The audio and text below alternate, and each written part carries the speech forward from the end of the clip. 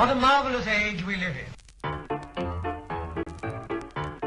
In the US, many people drink daily alcoholic beverages instead of taking care of their daily activities, such as work. Many partied and drank too much on a daily basis. Married and single people would go to bars after work and drink a lot, especially men. These men would work 6 days a week with long, hard hours, usually a Monday through Saturday schedule. On Sunday, they would go to a bar, saloon, or tavern to blow off some steam on their only day off. The woman would be upset because Sundays were supposed to be the Holy Sabbath day, or a family-oriented day. And with the little money they received, the men would spend it on alcoholic beverages instead of food or clothing for their wife or kids. The women became furious and created campaigns against alcohol. These women created a group known as the Women Christian Temperance Union. Their main focus was to ban the use of alcohol. They protested the use of alcohol to protect and save their families. They had many posters showcasing the negative effects of alcohol. The women wanted sober, responsible men for their children, and their wish came true. On January 29, 1919, the 18th Amendment went into effect. This amendment banned the production, sale, and transportation of alcohol.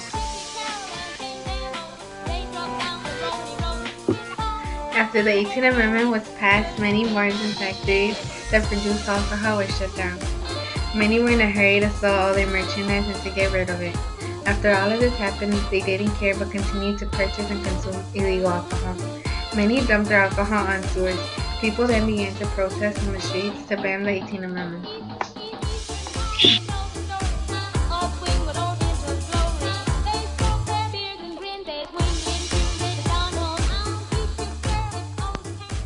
Mothers in the kitchen, washing out the jugs.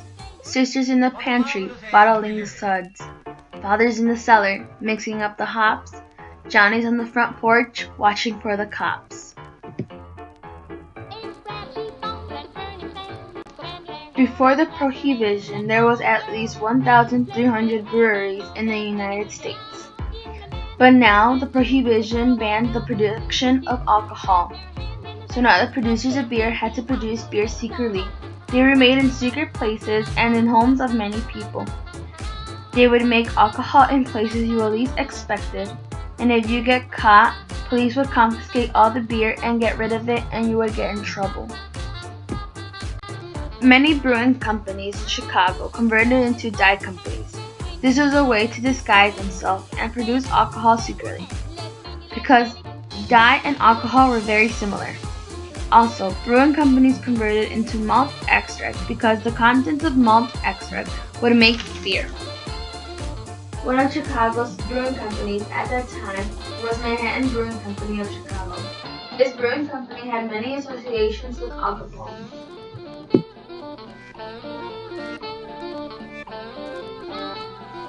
The prohibition also banned the transportation of liquor.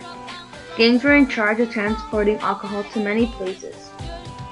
They would make large long tunnels, almost always using old subway tunnels or abandoned tunnels under bars and saloons disguised as something else. By doing this, they were able to easily transport liquor and also enjoy it in underground tunnels parties. Local officials usually paid no mind when the saloons and taverns suddenly switched to other stores or hangout spots, since they believed it was an alternative way to gain money.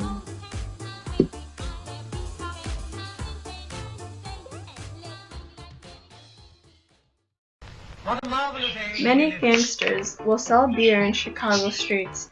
Many rival gangs would fight over the territory and customers in the beer wars. One of Chicago's famous gangsters was Alphonse Gabriel Capone, also known as Al Capone. Al Capone was involved in a gang called The Outfit. This group was known for selling bootlegged items such as beer. This gang made such a good profit selling beer secretly. There was also another way they would sell beer, by using doctor prescriptions. Doctors would give out beer as a medicine.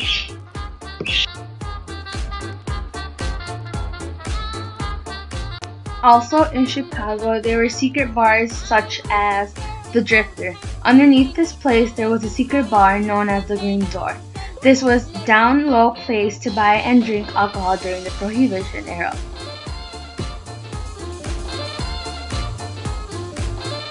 Another secret bar during the Prohibition was a Durkin's.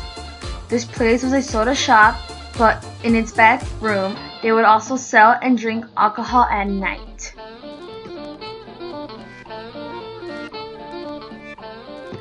Many wanted the 18th Amendment to be repealed. Then finally, on December 1933, Congress passed the 21st Amendment that would repeal the 18th Amendment.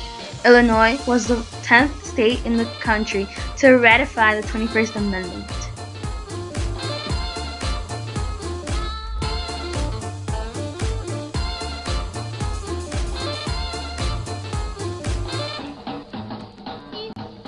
Al Capone had a multi-millionaire business in selling bootleg items.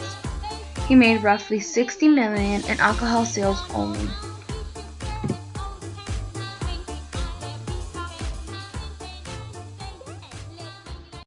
What a marvelous Chicago age was we live known for the major center of the Prohibition, with notorious gangsters and people who did not follow the 18th Amendment. Chicago also had hundreds of bars that had secret side entrances and blank storefronts. The Berghoff restaurant was the first to receive their liquor license after the Prohibition in Chicago.